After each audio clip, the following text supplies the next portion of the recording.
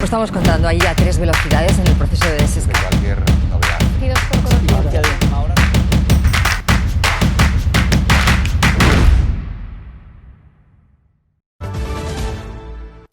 El efecto del ocio nocturno puede estar detrás del repunte de contagios diarios en España.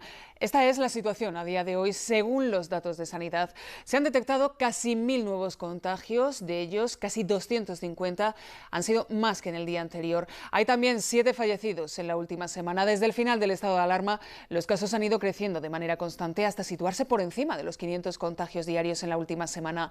Por primera vez, Sanidad admite que podemos estar ante una segunda oleada del virus. Que esto es o no sea una segunda oleada, pues bueno, yo creo que lo que tenemos que hacer es seguir minuto a minuto lo que pasa, observar, pues puede que se haya una segunda oleada. Obviamente estamos ascendiendo en una curva. Sanidad reconoce por primera vez que podemos estar ya en la segunda oleada del virus. Preocupa y mucho la curva ascendente de los últimos días. Eso está obligando a que las comunidades más afectadas tomen medidas más estrictas. En Aragón hay 422 casos nuevos, 333 en Zaragoza y la cifra va en aumento. Por eso Zaragoza y su comarca, la del Bajo Cinca, la del Bajo Aragón-Caspe y la de Monegros, retroceden a la fase 2. En estas zonas con transmisión comunitaria la hostelería deberá cerrar a las 12. Quedan prohibidas las peñas y los botellones y en las reuniones familiares y sociales no podrá haber más de 10 personas. A partir de mañana se reduce también el aforo en el transporte público y se pide más responsabilidad en la movilidad. Seamos sensatos, sepamos que es una recomendación, pero las situaciones en que se incrementa el contacto entre las personas, el contacto social y las situaciones en que se incrementa la movilidad son las más altamente infectantes. La consejera de Sanidad atribuye el aumento de los casos en Aragón a las 3.000 pruebas de PCR que se hacen a diario y a la transparencia con la que se gestionan, aunque admiten que la situación es grave. Con toda esta situación que es oscura, hay que identificar como una situación preocupante, aún seguimos manteniendo algunos indicadores que dan potencia, que dan idea de la capacidad de respuesta que tenemos todavía como sistema sanitario. Todos teníamos ganas de volver a vernos. En este vídeo se muestra una reunión familiar. Pocas medidas de precaución, besos, abrazos, un vaso compartido, detalles de un cumpleaños que acaba en tragedia. En este caso es ficción, pero ya está pasando también en la vida real. Personas jóvenes, muchas veces asintomáticas, contagian a los mayores. Yo creo que ellos, es verdad que tienen una baja percepción del riesgo de la enfermedad en ellos, pero lo importante es que entiendan que conviven con sus padres, que pueden tener factores de riesgo o pueden ser ya un poco más mayores, van a visitar a los abuelos, a tíos, a familiares. Con casi 300 brotes activos en toda España, de momento el sistema sanitario no está saturado, pero los expertos no descartan que podamos volver atrás.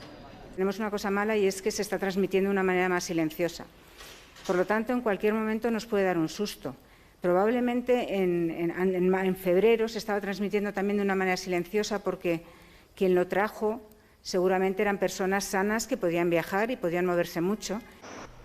En este hospital de Basurto en los últimos días ya ha habido al menos 10 ingresos por coronavirus. La edad media de los pacientes ingresados es de 50 años, es decir, no es esperable que haya ingresos con una media joven. Hay evidencia de que está habiendo una infección a gente mayor a partir de otros focos, ¿no? ¿Es el inicio de una nueva oleada? Yo diría que sí. Una oleada, al fin y al cabo, es una suma de brotes y sí que hay transmisión comunitaria. Segunda oleada en este momento, yo creo que todavía no podemos hablar de ello, ¿no? De nuevo, esto es ficción. Una película de Spielberg creada mucho antes de la pandemia. Pero en nuestras manos está, según los expertos, que esto no se convierta en realidad. Crece la tensión entre Estados Unidos y China, esta vez en el terreno diplomático por el cierre de consulados. Pekín exige a Washington el cierre de su oficina consular en la ciudad de Chengdu como respuesta al cierre de la delegación china en Houston. Son imágenes del patio interior del consulado estadounidense en Chengdu que la televisión estatal china ha estado emitiendo un buen rato en directo y después de que se supiera que Pekín había ordenado a Washington el cierre de este centro consular.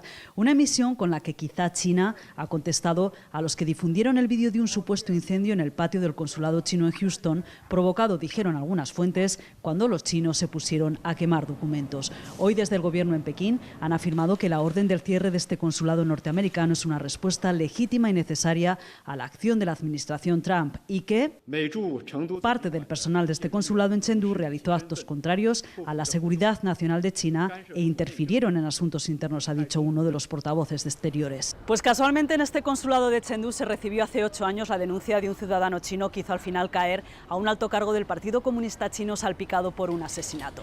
Renovar el pasaporte, pedir papeles oficiales, incluso una boda civil son cosas que podemos hacer en un consulado cuando estamos viviendo en el extranjero. Lo que para nada tiene un consulado es papel político, eso se deja más bien a las embajadas. Por eso algunos analistas consideran que el conflicto diplomático no es grave todavía, aunque sí que supone un escalón más en la tensión entre los dos países sumergidos, ya dicen algunos otros, en una auténtica guerra fría. Una reunión informal, según Exteriores, un error, según la oposición.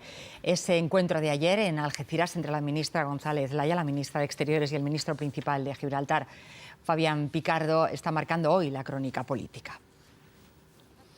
Esa reunión se produce en plenas negociaciones sobre las consecuencias del Brexit en la zona. El Partido Popular acusa al Gobierno de dar un balón de oxígeno al Reino Unido y tanto populares como Vox y Ciudadanos piden la comparecencia de la ministra González Laya en el Congreso. Exteriores insiste, fue una reunión informal en Algeciras en la que no se habló de la soberanía, ya que el ministro principal de Gibraltar no es el interlocutor válido y que no modifica la postura de España sobre el Peñón.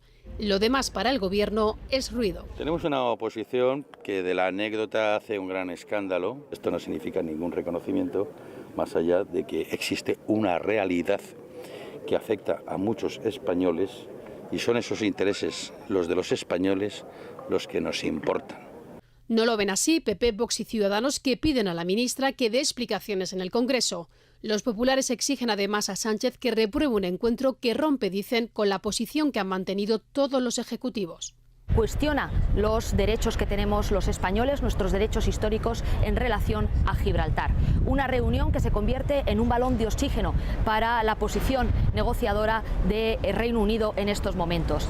La cita con Picardo no estaba incluida en la agenda de Exteriores. La ministra primero visitó el puerto de Algeciras, luego se reunió con alcaldes de la zona y después se produjo el encuentro que hizo público ella misma en Twitter. González Laya lo contaba como un intercambio de información sobre las medidas en materia de tabaco, aduanas, cooperación policial y sobre un futuro de prosperidad compartida. Todo en el marco de las relaciones con Gibraltar, una vez se produzca la salida del Reino Unido de la Unión Europea. El reloj sigue corriendo. El reloj se parará el 31 de diciembre de este año. Y en esa cuenta atrás, según Exteriores, se centró la reunión de ayer. Recuerdan que en 2018 Josep Borrell mantuvo un encuentro similar, también con Picardo, aunque entonces no hubo fotografías. En el caso Púnica, Televisión Española ha tenido acceso a las declaraciones de varios testigos que incriminan a Esperanza Aguirre en el cobro de donativos en negro para financiar el PP de Madrid. Bajaba el señor Lapuerta porque una de las cosas que pedía es que la presidenta le llamase al señor que hacía el donativo para que le diese las gracias. Aseguran varios testigos que Esperanza Aguirre conocía esas comisiones y las agradecía personalmente a los donantes.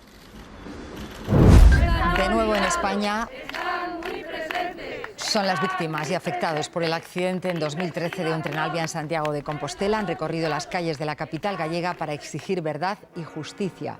El descarrilamiento del convoy dejó 81 muertos y más de 140 heridos. 7 años después, el accidente de Angrois se sigue investigando y no hay fecha para el juicio. La marcha ha terminado en la plaza del Obradoiro con la lectura de un manifiesto en el que reclaman una investigación técnica independiente que se incorpore a la causa judicial.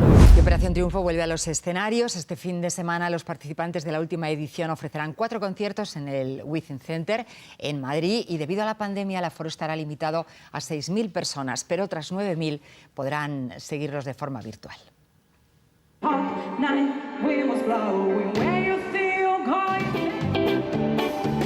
Son los unos ensayos antes de los conciertos del fin de semana. En las gradas vemos cómo los asistentes se tendrán que sentar dejando la distancia de seguridad. Evidentemente la mascarilla será obligatoria. A pesar de las limitaciones para los concursantes, estos conciertos son una esperanza, sobre todo después de que en mayo se tuviera que cancelar la gira. La afrontamos con muchísimas ganas, con mucha ilusión. Todo el mundo ha hecho un gran esfuerzo para que esto se lleve a cabo y pues eso, con ganas de petarlo aquí a tope y que nos lo pasemos muy bien. Igualmente, aunque sea un aforo reducido, nunca hemos actuado para tantas personas, entonces va a ser súper especial igualmente y vamos a hacer que sea especial. En la calle un grupo de fans intenta escuchar los ensayos y eso que van a ver 2 conciertos. Han comprado entradas, nos cuentan, para el sábado y el domingo. Piensan cumplir a rajatabla todas las normas. No quitando la mascarilla, la distancia segura con todo el mundo, gel todo el rato, no tocar nada. Es que ahora mismo es lo que toca. Ante la limitación del aforo, una solución. 9.000 personas van a poder seguir el concierto a distancia con una entrada virtual que permitirá ver contenido exclusivo.